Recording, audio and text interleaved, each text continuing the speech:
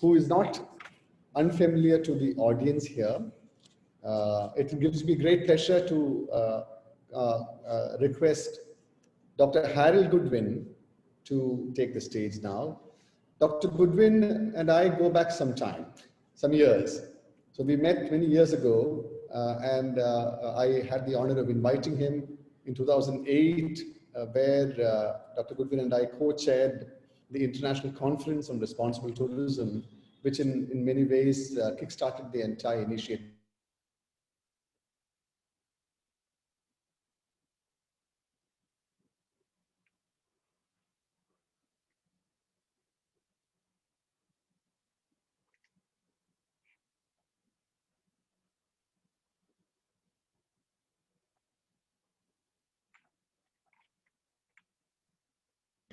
The debate, the whole initiative, both by, and so much so today, as the Honorable is responsible tourism, communities with local and national governments, and also with inbound and outbound tourism industry.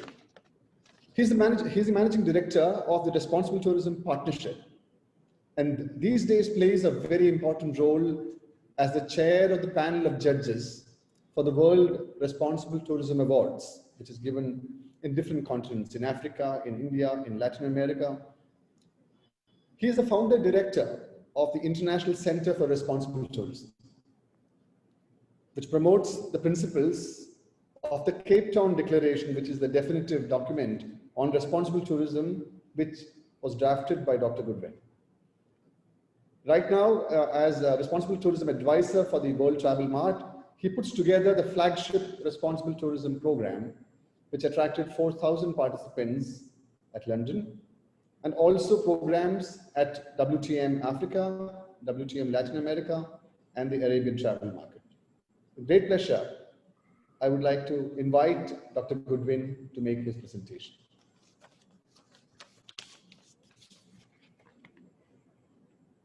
Can I just check that everyone can see my presentation? Yes, we can, Harold. We can. Excellent. But Dr. Venu, it's a great pleasure to be in touch with you again. And I wanted to start by thanking Kerala for inviting me to participate in this. I think it's fair to say that much of what I've learned about responsible tourism and shared around the world has actually been learnt in Kerala, and that Kerala has contributed already a great deal to the development of responsible tourism internationally. I don't doubt that Kerala will continue to do that. What I wanted to do is to start by pointing out the critical difference between the idea of sustainability and the idea of sustainable tourism. The problem with sustainability is that it's imprecise, it's an aspiration, it's vague, can't be defined very easily, and very often it's just used as a kind of greenwashing. And I think one of the challenges for us is to make very clear the different experience you have when you travel to Kerala and visit a state where responsible tourism is growing very fast. It's about what people do. And Kerala has lots of examples of people taking really sustained approaches to changing the way tourism operates and making it work a lot better. So why the focus on responsibility? Largely, I think, because it's about what we do. It implies and requires that we take action. And it's critical to change, to make change, that we acknowledge what the problems are. And Dr. Venu, I think that's what happened in 2008 at the conference. Kerala understood that there were problems with the way tourism was operated and sought to change it. And in changing it, you managed to bring the private sector, local communities, and the state and local government together to achieve those changes. What we're seeing internationally now is an increasing focus on yield and attracting market segments to destinations which will come in harmony with local life and culture. And that demand for experiential travel is the major new consumer trend that the previous speaker was talking about. Kerala is in a really great position now to continue to counter greenwashing and enabling the tourist to experience the difference. And it's those experiences which lead the tourist to go home and talk about the wonderful time they've had in Kerala and to encourage others to visit. We really need to look at establishing viral marketing, particularly by those people who are returning from trips to Kerala. I just wanted to remind us briefly about the principles of the Cape Town Declaration that Dr. Venu just referred to.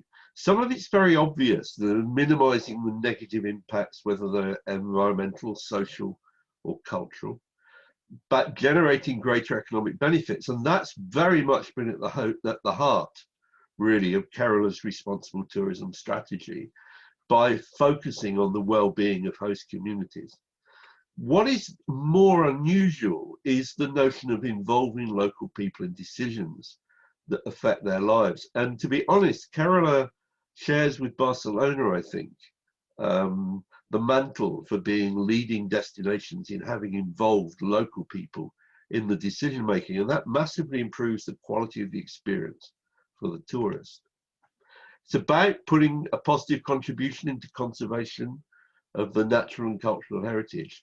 And then we come to another really important differentiator, I think, from sustainable tourism, and that is this emphasis on creating meaningful connections, enjoyable experiences, and developing a greater understanding of the local culture and environment amongst the guests, and also, of course, amongst the residents, if you're doing that successfully. We've heard reference to the importance in the minister's opening to enabling access for differently abled people. And what I would also want to emphasize is the notion of traveling with respect, being culturally sensitive.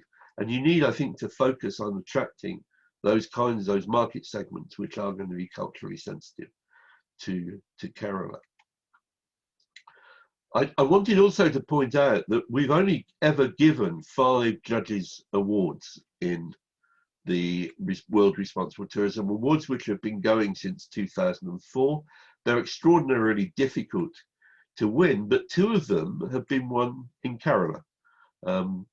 You'll recognize both of those people, so I'll say no more. But it's interesting that the judges have recognized both somebody working for the state in the Responsible Tourism Mission and someone working in the private sector, one of the real leaders of the development of responsible tourism from CGH Earth Hotels. If we look back at the history of responsible tourism in Kerala, I'm not sure that everyone now will remember it. There'll be some younger people who weren't engaged in 2008, but it was a real privilege in 2008 to bring that second international conference on responsible tourism in destinations and to co-chair it with Dr. Venu in 2008.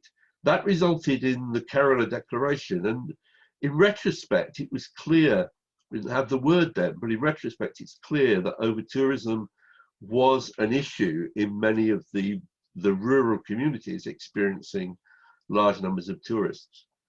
One of the things that most impressed me then, and frankly still does, because very few destinations do this, Kerala decided that it would have 4 experiments in 4 very different villages and try to work with the panchayat, with local producers of craft and soft furnishings and food, and with the private sector.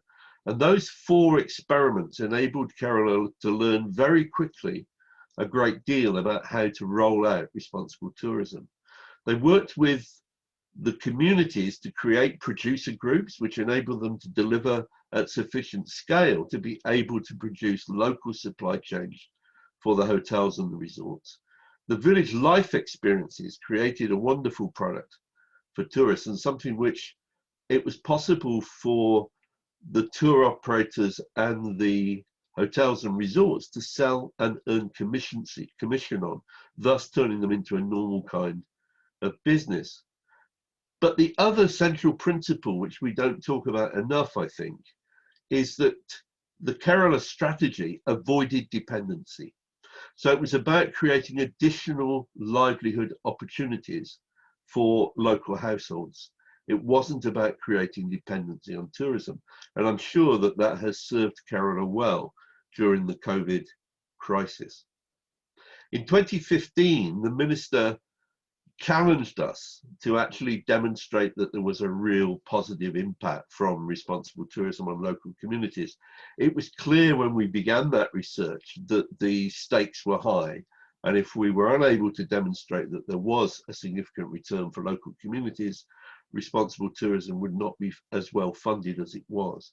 Luckily, and perhaps not surprisingly, but I was nervous. We had the work, the analysis checked by independently, as it were, and we did manage to prove a very significant contribution to livelihoods really across Kumarakoram. That gave the minister, I think, the confidence to set up the Responsible Tourism Mission in 2017 with the explicit objective of making tourism a tool for the development of village and local communities, eradicating poverty and emphasizing women's empowerment. What I think is really dramatic about Kerala's engagement with responsible tourism, and it's world leading in this, is that we now can see an example of a whole state taking a similar approach to making sure that tourism delivers sustainability across the triple bottom line of economic, social and environmental sustainability. I don't think there's any doubt that Kerala is now a world leader in tackling over-tourism and maximising the local economic development through inclusive tourism, both for the visitors, so extending this to disabled or differently abled people, but also particularly for local communities and enabling as many people as possible to earn at least something from the tourism sector, either as individual private businesses or by working in the hotels or by supplying goods and services into the hotels and resorts.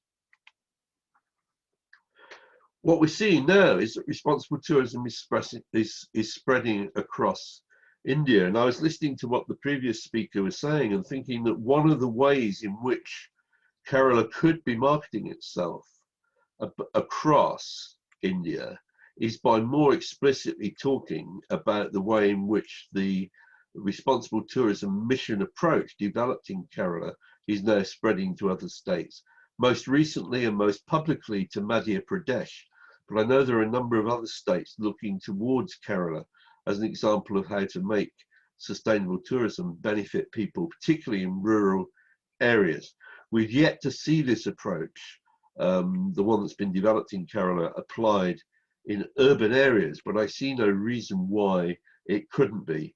The urban area approach is being adopted in Barcelona, and there may be things which could be learnt by more linkages between what's happening in Barcelona and what's happening in Kerala.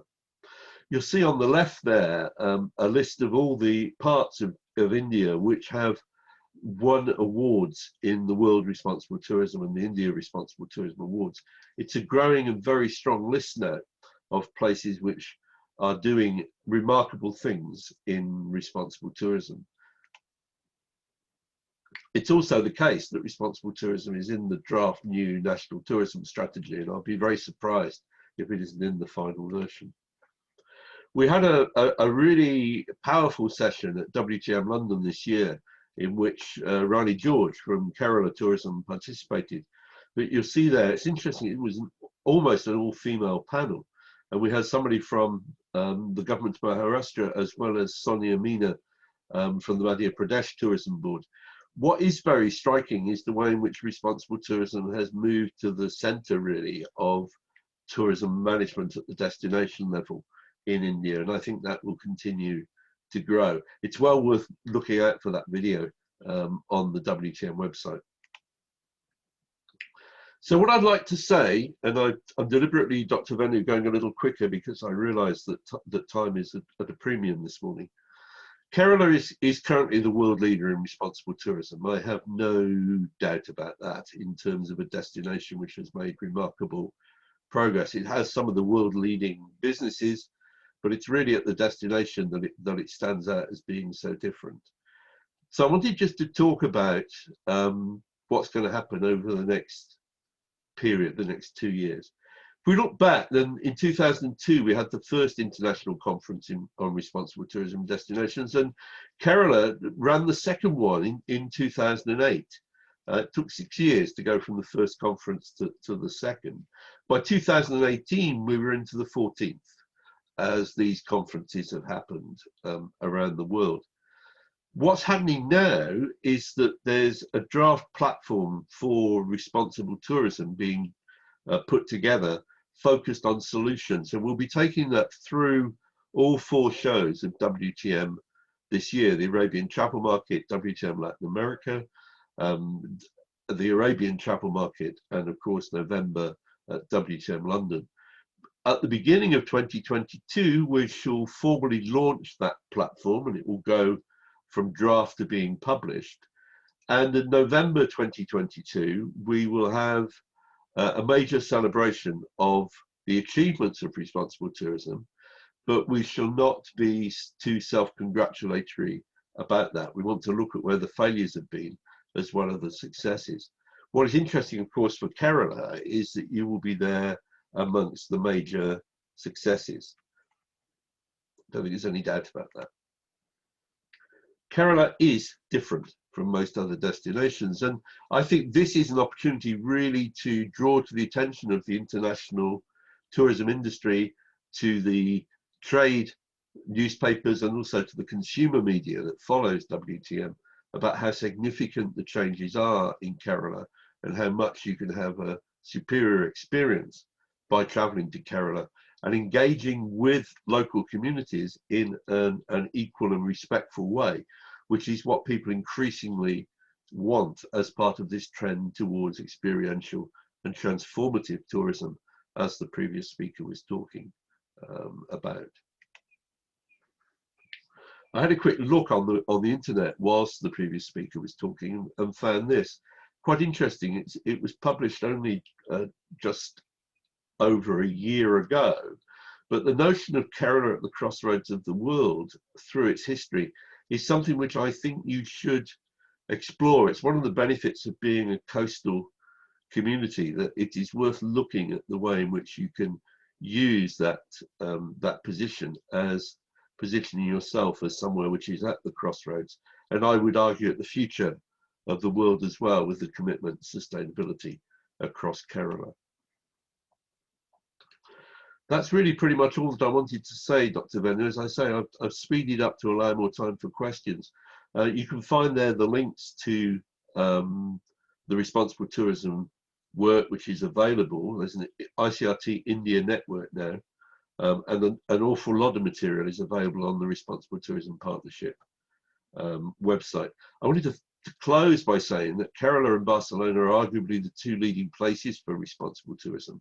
And one of the reasons for that is that they both have strong local government systems with administrative and democratic strength.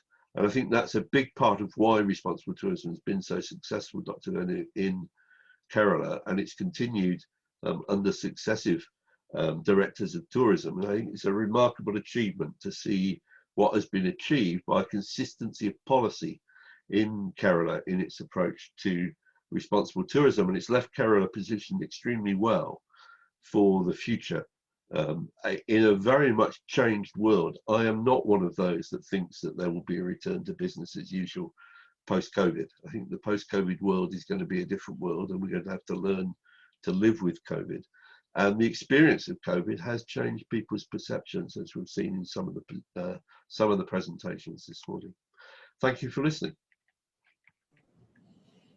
Thank you, Harold.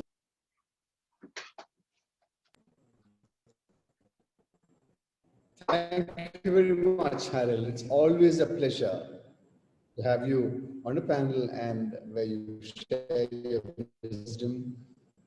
You have been part and parcel, indeed, one of the leaders in the state, coming in periodically to advise us and also highlighting the little work that we have done in international platforms. Incidentally, all 3 of the names you took, in your presentation are listening in. I would like to recognize the presence of Rani George, the Principal Secretary Tourism, who's here, and one of those rare officers who said that I do not want to speak, I'm coming here to listen. Also to recognize the presence of Rupesh, the architect of the chief of the RT mission of the state and the architect of the entire field initiative.